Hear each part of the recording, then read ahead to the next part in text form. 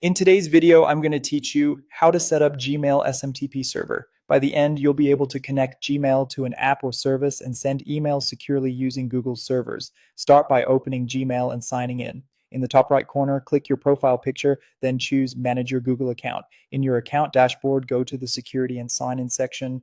We're heading there because Gmail requires extra security before it allows external apps to send mail through SMTP.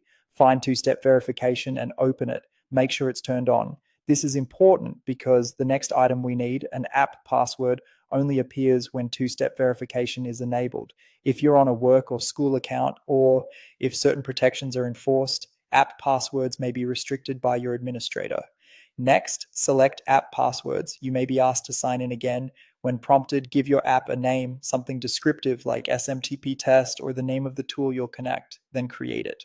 Google will generate a 16-character password, copy it right away, and store it somewhere secure. You'll need it in a moment, and you may not see it again after closing the window. Now open an SMTP testing tool. I'm using a simple web-based tester to confirm the configuration. In the SMTP server field, enter smtp@gmail.com. For the port, type 465. Set the connection security to SSL.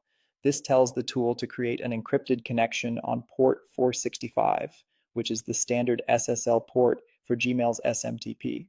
For the username, enter your full Gmail address. For the password, paste the app password you just generated.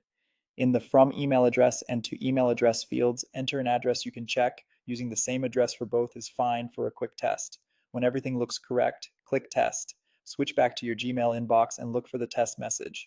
If it doesn't appear right away, give it a moment, then check your spam, promotions, or updates tabs just in case the test message was filtered. If the test fails, double check a few common issues. Confirm the server is smtp.gmail.com, the port is 465, SSL is selected, your username is your full Gmail address, and the app password is pasted exactly without spaces.